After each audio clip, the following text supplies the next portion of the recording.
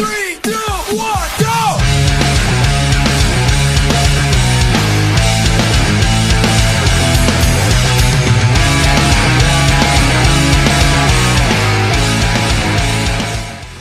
Hey folks, Aaron here, and welcome to my first impressions of the Rising of the Shield hero. Now, I haven't really ever done any first impressions on this channel. I've done one, I think, way back in the past, and I really wasn't happy with how I did it. I think it didn't turn out that well either, and at the time I was like, a lot of people were doing the first impressions. I wasn't sure if I wanted to do first impressions personally, but I figured because I'm doing less videos and I want to still review, I want to say shows in general on the channel, I figured doing first impressions would be a good way to kind of mitigate the fact that I'm not doing episodic reviews. Now, how first impressions on my channel will work personally is, what I'll be doing is, for example, if a show goes on 13 episodes, 12 episodes, whatever on that, I'll do the first 3 episodes. I'll talk about what I liked, what I disliked about it, what I feel it should be doing better, what I can see in the future going on with it, etc. And then if it's like a 25 episode show or 24 or whatever, I will do a first 5 episode impressions, and I'll talk about my experience with the first 5 episodes. I'm not going to recap each episode and talk about like every little nitty gritty detail of each episode. That's not my point. It's really more so just me talking about the show, saying if I like the show, if I really dislike it, my impressions of it in general. That's the kind of the point of the impressions. I don't want to go do summaries of each episode. And this is, like I said before, this is a good way to mitigate, or I might have said on this take, but, this is a good way to mitigate the fact that I don't do episodic reviews anymore on the channel, and it's because it lets me at least, if I watch a show and on my own time and I can't really upload a review for it right away, or I can't do an episode by episode review, I can now at least talk about, what I think about a show so far, and kind of, I want to say, steer you guys away from a show or steer you guys towards a show, at least based on my opinion. But if you guys ever have differing opinions, please feel free to let me know in the comments below what you're liking about the show so far, what you feel is doing, what's doing wrong, etc. Anyways, the Rise of the Shield hero is actually a light novel series. It's I forget what the person's name is, Anako Usagi. Now, it's, I think in Japan, 20 volumes out right now, and maybe 21, I want to believe, as of right now. And in America, I believe we're at 13 or 14. I know that if you go on Amazon right now, you can get like the first 13, and then the rest are pre-orders. So 14, 15, and 16 are pre-orders that are coming out within relatively quick time frame of this year. So it's kind of cool to see that. Now, the Rise of the Shield hero, I remember way back before it was really popular. I had read it online, and I really enjoyed it. I was trying to tell people about it, but most people thought it was just another isekai. And isekai back then, while not super, I want to say, oversaturated, or saturated, excuse me, oversaturated in the field of anime, it was something that still was kind of new to people, and really for the most part people were mad about it. They didn't really want to talk about it. They didn't really feel like it was anything interesting. Ironically, now the Rise of the Shield here has been getting a lot of popularity because the light novel series has been very, very, very well received by a lot of people. Beyond that, though, the anime so far, if you guys look on Twitter or even just on any anime app or whatever, you'll notice that it's actually doing pretty well. And, people are liking the main character, Naofumi, and are really enjoying Raphaelia, who's one of the main girls of the show. There's going to be several other girls, too. this is the first volume, by the way. I've read up to, I want to say, maybe 3. I just recently bought volume 2 and 3 because originally I read them online, but I do like to read stuff, physically. There's a weird feeling of not having pages in my hand. Like, it bothers me. And also, I want to see, proper translations. I know to those, because I know several people who do translate light novels and manga. I know it's a arduous task. Like, it's one of the hardest things to do is to take a 300-page light novel, or even sometimes just 200, but whatever, and to translate from Japanese to English, and to kind of reword things to better suit American audiences. I give you guys credit for that, but I always want to support the actual creators by at least buying the books when it comes out. That's just me personally. Anyways, I'll give you guys a quick summary of what the Rising Shield hero is, in case you are not really well aware of it, or even haven't seen the first episode, which, by the way, the first episode was 45 minutes long. It was actually like 2 episodes combined into one, but it's meant to set up this whole kind of story we have, where our main character, Naofumi Iwatani, is a young otaku. I believe he's like 19 years old. I want to say the light novel makes him a little older, but I'm not 100% sure of that, so don't quote me on that. But he's a young man who is college bound. He's basically otaku. Like, he's someone who he's not super neat. Like, he's not like one of those people, or he's not hikikomori or reclusive.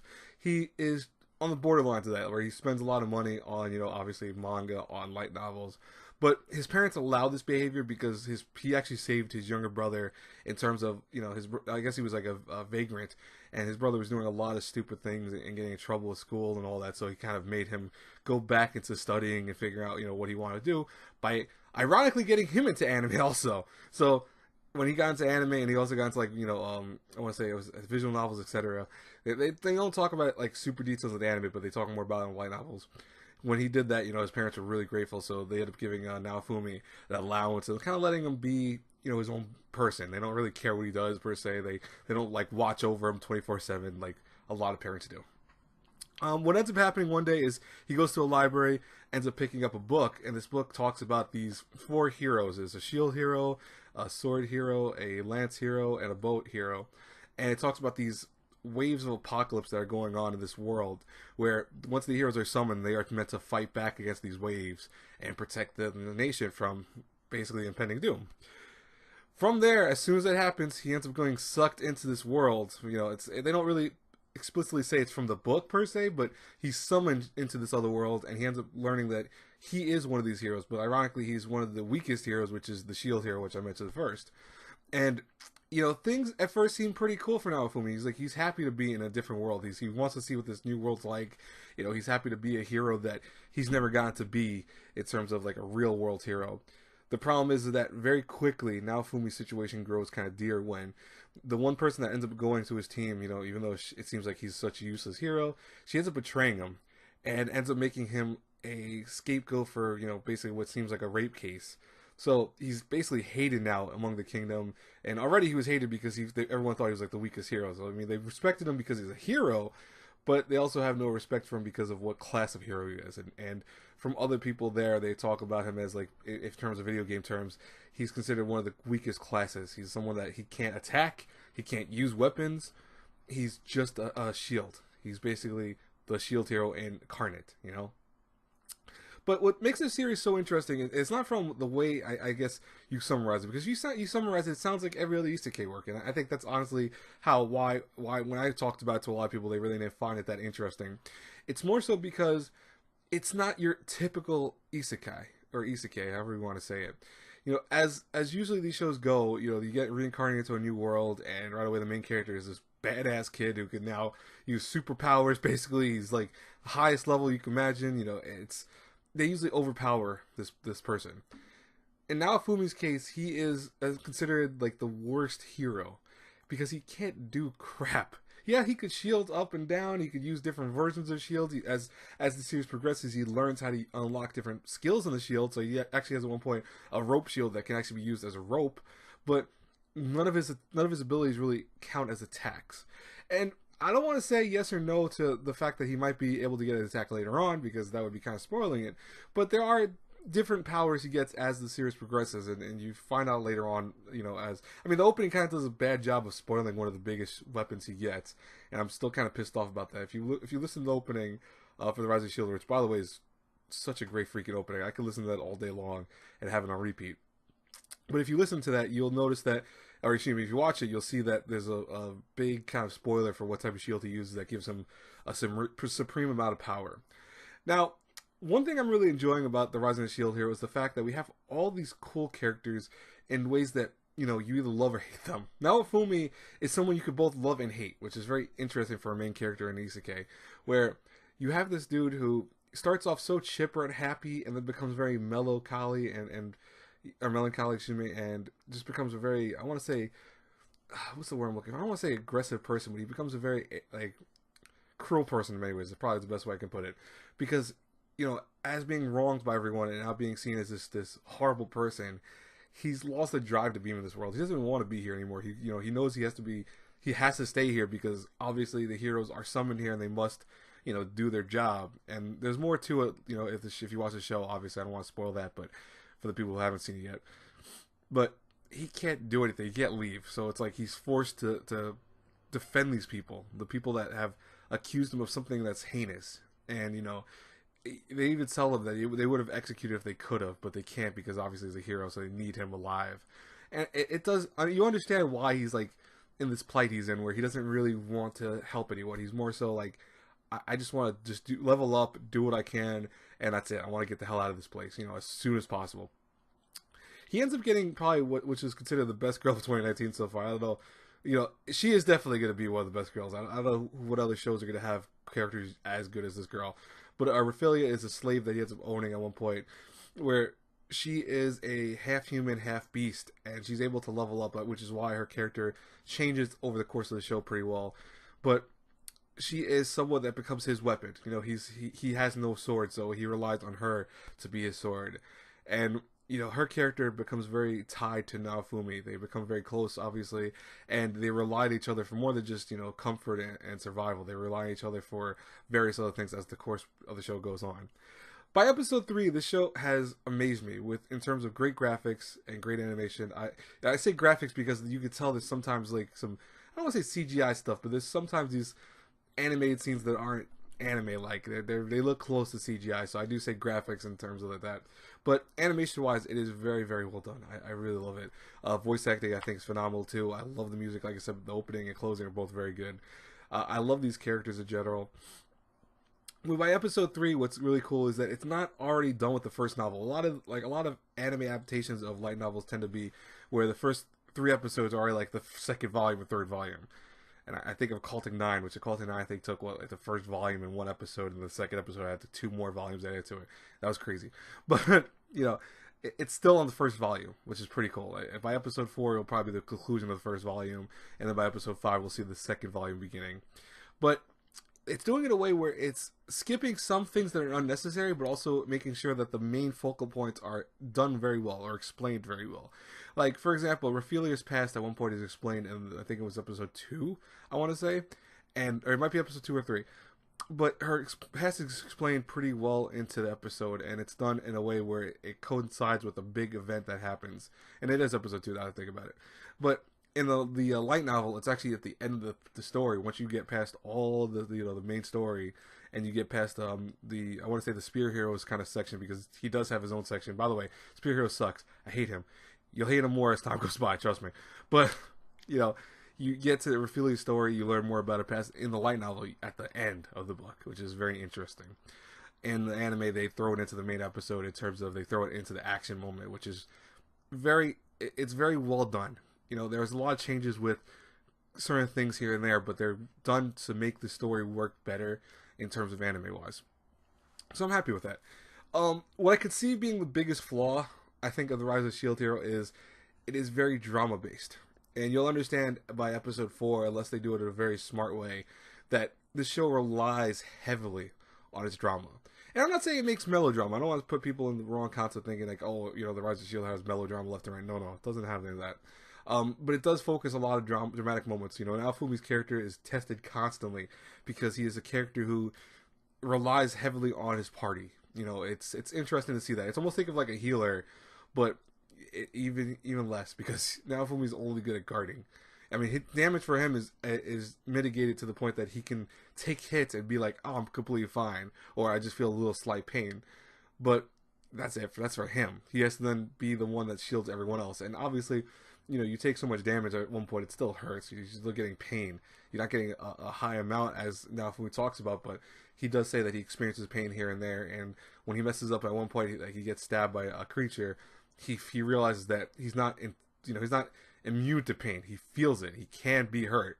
It's just that he's not hurt on the levels of like if he was in the real world. Like if he would have got stabbed or bit like he was in the real world, he would have probably died. But in this world, his defenses are so high that for him at least, he's fine.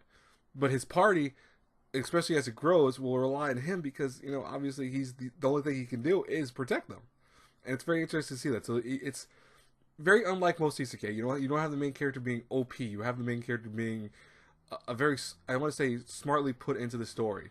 He's put into this place where he is a integral part of the story, obviously, and he's an integral part of the team, but he's done it in a way that's almost as 100% support, with only a few times that he'll ever go beyond support. And I think that's really well done. I think that's cool. So I'm looking forward to seeing that in the anime. I want to see how they do that. But like I said before, the drama parts of it, if they don't do a good adaptation of it, that could be what hurts the story. And that's the only thing I really worry about, because they are skipping obviously things in the story. It's not big things, mind you, but they are skipping some of his inner monologue, which I had a discussion with some people about this. The inner monologue from Naofumi is hit or miss. Naofumi is a very, very cynical person at one point in the story, and he becomes worse as the series progresses. It's not to the point that you can't stand him, because I like Naofumi. I think he's a very interesting character, but there are times where you're like, oh, dude, shut up, man. You know, yes, we get it. You don't like this person because they remind you of this girl, or you don't like this person because you're untrustworthy. You know, it's like, stop. Please just stop that. It's annoying. But luckily, it does get to a point where it's not that bad. You know, there's a point where you don't have that same, you know, dislike of Naofumi, and that's in the light novels at least. In the anime, they get rid of a lot of his inner monologue, so obviously it's more meant to just focus on his character on the outside perspective. And that works. But when it gets to the more dramatic parts, I want to make sure that these drama parts of the show work at a really, I want to say, strong level. They need to make sure that they make it where you really feel for Naofumi and you feel for his party. Because without his inner monologue, you are now destined to focus only on what's happening on screen. And inner monologue, I'll tell you right now, at least in the books, you know, when there's moments of really pure drama, you want to cry. And it's very rare that I ever read a book and go, oh my god, I start tearing up.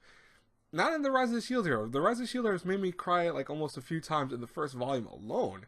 Because Naofumi's character, you know, undergoes so much pain and so much, like, I want to say trials and tribulations, of course, of just the first volume, that you feel for this dude. You want him to succeed. You want him to prove everyone wrong and show that he's one of the strongest heroes. But you also feel for him because as a human being, he's treated like dirt. And he's just, you know, he's struggling. This is someone that, especially if you're someone who does struggle in the real world, you kind of understand what Naofumi's going through, because he has to work his ass off to make money. He lost all his money at one point, and that's not really a spoiler, but it happens early on. He loses all of his money for various reasons, and it causes him where he goes from the bottom. He starts over and has to redo everything again. And so you really feel for this dude. You feel bad for him. You hope he succeeds.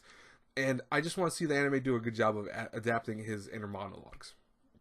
Aside from that, though, I can't really see the Rise of the Shield Hero having any issues. Like, the show has been doing really well so far. People are liking it for the most part. I think, like I said before, Naofumi's really the only one that people dislike about the show, and it's because of his character. If you are one of those people that starts watching the show and dislikes him because of that, please stay with the show. It's not because of Naofumi's character that you're gonna dislike it. It's because you're gonna understand as time goes by why he's the way he is. And I think for the people that have been bullied, or the people that have been just downtrodden in life, and I understand to a certain point, not to this Naofumi's extreme level, but to a certain point I get it, where, you know, his character is so downtrodden, it makes it where there are times that you just don't want to do anything, or you just want to just survive, because it's not because you want to survive, but you feel like that's the only thing you can do. And it's very interesting to see that the character, especially the isekai work, where you're seeing a character go from, you know, this new world, which should be him being overpowered, to him being a nobody. So it's kind of cool. But other than that, I really dig the show. I really think it's a good show. I have no issues with it for the most part, aside from, you know, I want to say, like I said, there's sometimes the shoddy CGI is, it's not horrible. It's not like it's all the time, but there are a few times where I'm like, they could have did that a little bit better. But it's great so far. I'm really enjoying it. It's definitely one of the shows that I think it will be one of the contenders for a great show of the season. I'm not going to say the best show of 2019, but it's definitely a contender for possibly being one of the best. Let me know in the comments below what you think about, you know, the Rise of the Shield Hero so far. I would love to know also what you thought about this first impressions. If you have any issues with it, if you want me to do anything more differently with it, let me know also in the comments below. I'm taking criticism here, especially with the first one, because I want to do better with this, and I want to make sure that I learn from what I'm doing, both, you know, right and wrong. So I'll talk to you guys later. Have a great night, everyone. God bless you all. By the way, expect usually these videos to be out kind of late. It's only because obviously I'm busy during the rest of the day, so at nighttime it's the only time I really can do it. But I'll try to see if I can get them out a little earlier next time. But hopefully you guys enjoy it. I'll talk to you guys later. I'll be doing a first impressions of Love is War. Probably I'll have it out maybe Wednesday, I'm gonna say, because I don't really have any time to do it today, and I don't have any time to do it tomorrow, unfortunately. I'm one episode behind. I know episode 3 aired today, but I do have stuff to do tomorrow. I have that whole anti-YouTuber Smash stream that we're supposed to be doing, so that's going to be a tournament of that. By the way, go check that out. It's good on my friend Maizuru Kage's channel. I'll link his channel so this way you guys can figure out what we're going to do with that. I'll talk to you guys later. God bless you all. Have a good one. Bye-bye.